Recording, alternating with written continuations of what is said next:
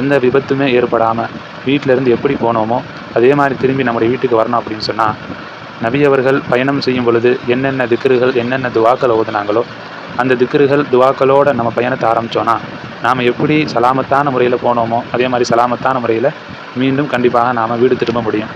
நபி அவங்க என்னென்ன திக்ருகள் எல்லாம் ஓதுவாங்க, என்னென்ன துவாக்கள் ஓதுவாங்க?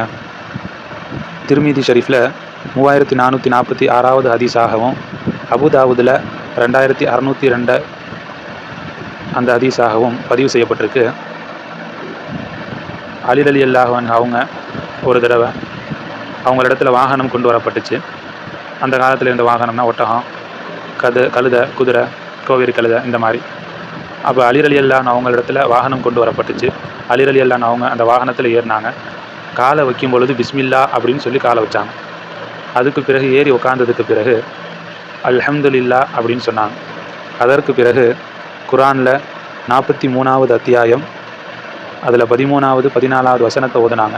சுப்ஹானல்லதி ஸஹ்ஹர லனா ஹாதா வமா குன்னா லஹு முக்ரினீன் வ இன்னா இலா ரப்பினா லமுன்கலிபூன் அப்படிங்கிற அந்த ஆயத்தை ஓதுனாங்க. அதுக்கு பிறகு அல்ஹம்துலில்லா 3 தடவை ஓதுனாங்க. அதுக்கு பிறகு அல்லாஹு அக்பர் 3 தடவை ஓதுனாங்க. அதுக்கு பிறகு சுப்ஹானக இன்னி கத் ஸலம்து நஃப்ஸி ஃபக்ஃபிர்லி இன்னஹு லா யக்ஃபிரு ஸுனூப இல்லா அன்த அப்படின்னு அல்லாஹ்விடத்தில் பாவ மன்னிப்பு தேடினாங்க. அதுக்கு பிறகு சிரித்தாங்க. அப்போ பக்கத்தில் உள்ளவங்க கேட்டாங்க, எதுக்காக வேண்டி சிரிக்கிறீங்க அப்படின்னு கேட்கும் பொழுது அலி ரலியல்லாஹு அன்ஹு அவங்க சொன்னாங்க, நான் வாகனத்தில் ஏறும் பொழுது பிஸ்மில்லான்னு சொல்லி ஆரம்பித்தது, அதுக்கு பிறகு ஓதுன எல்லாமே நபி அவர்கள் ஓதி நான் அதை கேட்டு இப்போ நான் ஓதுனேன். அதே மாதிரி இது எல்லாத்தையும் ஓதி முடித்ததுக்கு பிறகு நபி அவங்க சிரித்தாங்க. அதை நான் பார்த்தனால நானும் சிரிக்கிறேன். அது மட்டுமல்ல, நபி அவங்க சிரிச்சுட்டு அவங்க சொன்ன வார்த்தை, அல்லாஹு தாலா எந்த அடியான் இந்த துவாக்களை ஓதுறானோ அந்த அடியானை பார்த்து அல்லாஹு தாலா சொல்கிறான், என்னுடைய அடியான் நான் தான் அவனுடைய பாவத்தை மன்னிப்பேன் அப்படின்னு சொல்லி உறுதியாக நம்புகிறான் அப்படின்னு சொல்லி அல்லாஹ் ரொம்ப சந்தோஷப்படுறான் அப்படின்னு நபி அவங்க சொல்லிட்டு சிரித்தாங்க என்பதாக அலி ரலியல்லாஹு அன்ஹு அவங்க சொன்னாங்க.